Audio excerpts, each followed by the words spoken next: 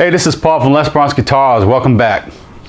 So here we are, early Saturday morning, and I'm at my shop trying to enjoy a nice hot cup of coffee. That's good. Anyway, I think I've had too many of those. So let's get going on part 2 of building NoNo's carve top. In the first video, you saw me get this neck this far. Okay, truss rod channels been routed out, carbon fiber rods, the headstock angle's been cut. So what's next? Well, we're going to take a piece of this maple and we're going to glue it onto the headstock faceplate as a faceplate here. We're going to thin this out a little bit, put this on. We're also going to build a fingerboard for this neck, and we're going to use some of this. This is a block of Indian rosewood. This is how I get it. It's just the right length to do bass necks and guitar necks. And what I do is I set this up on my bandsaw, and I resaw it. And this is the grain. This is the grain running this way. This is what you call quarter sawn. This would be flat sawn. I do everything I can quarter sawn. So what I'll do is I'd cut it into strips like these right here. Here's one I've already cut up here. Here's a bunch of pieces I've got out of that. Let's see, I got 1, 2, 3, 4, 5, 6. I think I get like 8 of them out of a block. But they'd be like this. We'll take one of these, still rough. We'll square it all up like we did in the first video. We'll run on the joiner, the planer, and we'll make it nice and square. And then we'll take it and we'll chuck it up in my handy dandy fret cutting machine. I do everything by hand. You'll see what I'm talking about. And we'll get this prepped and ready, and we'll glue it onto this neck. So let's go ahead and get started.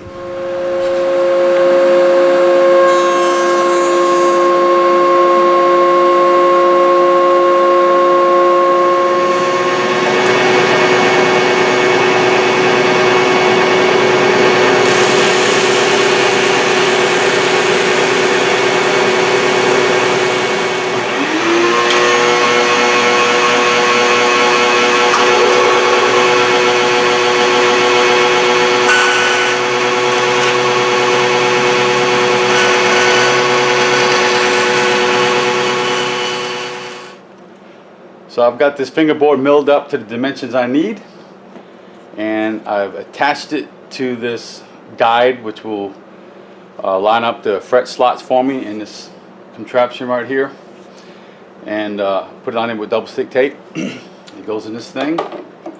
There's a pin right here that lines up each one of these little notches, and that's where the frets are. So the first notch will actually be the end of the fingerboard, where I decided what the end was.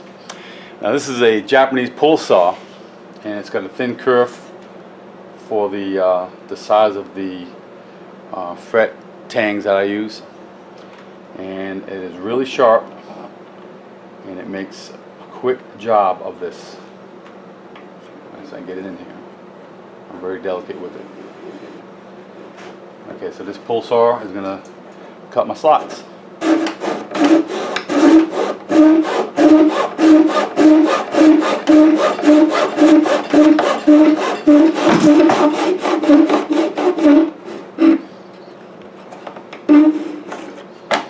gotta loosen that one up a little bit, but you can see that it definitely does a good job cutting that slot. Actually, that'll be the end of the fingerboard, but all the slots will look like that. I'm not going to bore you with this whole process. I'll just show you a couple, and then we'll move on.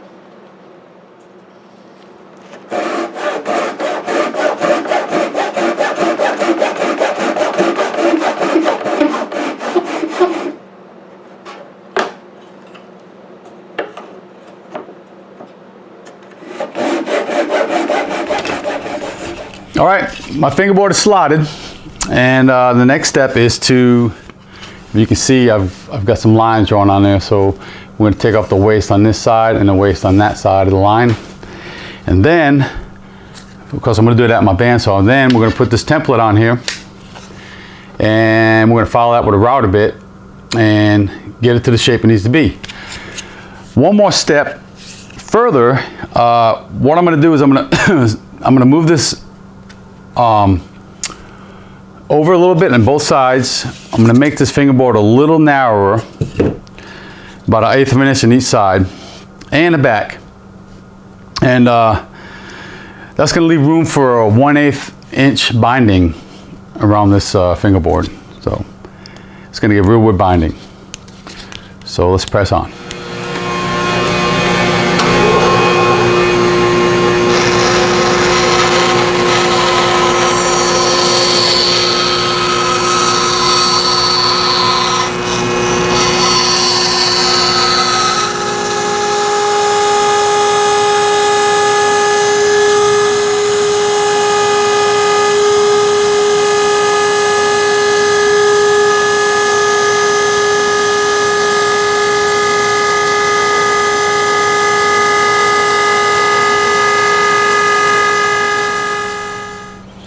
All right, hopefully you can get a good view of this. What I have here is a jig to clamp up these wood bindings that I made for this fingerboard. So I cut these out of some maple, and I've got the bottom and the side that's going to be clamping up against the fingerboard cleaned up, squared up, and sanded. Same thing with this one. So when they go together in here, there'll be a nice tight fit. Okay, so time to put on some glue. Lay this in here on the parchment paper. I'm going to take this one, put it on this side, and this one on this side, making sure that the clean sanded surfaces are where they need to be. And I'm going to move them a little bit, just kind of help with some adhesion.